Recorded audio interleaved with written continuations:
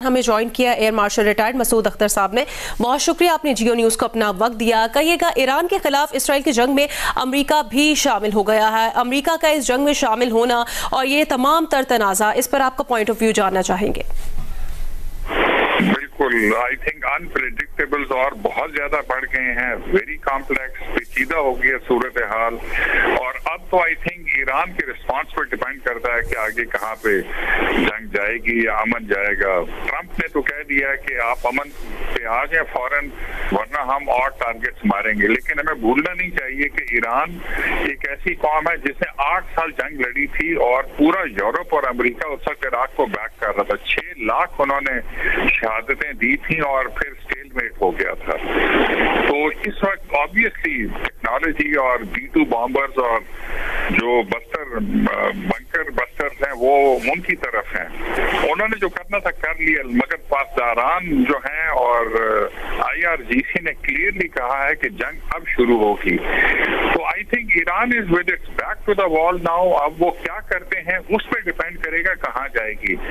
उनकी इंटरेस्ट में होगा कि शायद वो जंग एक्सपैंड करें। 3 ऑप्शन है उनके पास। इजराइल के ऊपर हमले और तेज कर दें, गल्फ ऑफ हॉर्मुज को और टाइटली बंद कर दें, शायद टोटली बंद ना करें, और ईरान जो अमेरिका के मफादात हैं गल्फ में उनको मारें। और जब एक्सपैंड करेंगे तो 2 और जो मुल्क बहुत इम्पोर्टेंट है वो चीन और रूस हैं। उनसे अभी तक रद्द अमल नहीं आया। वो एक्चुअली फिजिकली तो नहीं आएंगे बीच में। ईरान की चीन की ये पॉलिसी है। और रूस जो है उनसे बहुत मदद लेता रहा यूक्रेन में। वो चाहेंगे मगर वो नहीं आ पाएंगे। लेकिन डिप्लोमेटिकली वो क्या कहते हैं दैट विल डिपेंड ऑन कि सिचुएशन किस तरफ जाती है। अगर एक्सपैंड होती है जंग तो पूरी दुनिया पर असर पड़ेगा और स्टेट ऑफ हॉर्मुज को और बंद करते हैं तो जैसे आपके कमेंटेटर कह रहे थे कि पाकिस्तान पर तो पड़ेगा ही पड़ेगा, लेकिन आई थिंक पूरी दुनिया जो है उसके ऊपर बहुत ज्यादा असर पड़ेगा और कहीं ना कहीं पर रिस्पॉन्स आएगा।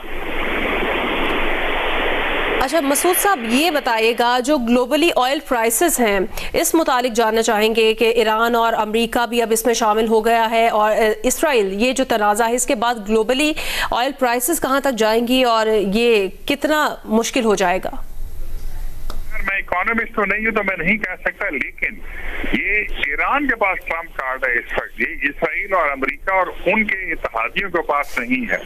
अगर ऑयल प्राइसेस ऊपर जाएंगी, अगर स्ट्रेट ऑफ हॉर्मुज को बंद किया जाता है, टाइटन किया जाता है, तो लामहला जो रसद है एनर्जी की वो इफेक्ट होगी और ऑयल प्राइसेस और गैस की प्राइसेस ऊपर जाएंगी। पूरी दुनिया पर इफेक्ट होगा। और जो अमेरिका कहता है कि अब वो आ जाएं मुज़ाकरात की टेबल पर, तो ईरान के पास थोड़े बहुत ट्रम्प कार्ड हैं। नंबर 1 कि क्या वो कौम और ज्यादा इकट्ठी हो जाएगी। वो सोचते हैं कि शायद एक वहां पे रजीम चेंज हो जाए। एक अमेरिकन कमेंटेटर ने कहा कि शायद रजीम चेंज इसराइल में हो, क्योंकि इतना सख्त रद्द अमल आए और उसके बाद क्या होता है। तो ऑयल प्राइसेस, गैस प्राइसेस तो अब हमें भूल जाना चाहिए कि नीचे आएंगी या वहां पे रहेंगी। ईरान अब डेस्परेट हो जाएगा with a back to the wall. उसका रिस्पांस कुछ भी हो सकता है। और अगर वो स्ट्रेट ऑफ हॉर्मुज टोटली बंद नहीं करता तो ये बड़ी सैनिटी होगी उनकी तरफ से, जो कि कर सकते हैं वो। तो let us wait and see. But oil prices और गैस प्राइसेस को हमें भूल जाना चाहिए। सिक्योरिटी इस वक्त जो गल्फ की, साउथ एशिया की इन पर्टिकुलर और पूरी दुनिया की ऑब्वियसली उन पर असर पड़ेगा।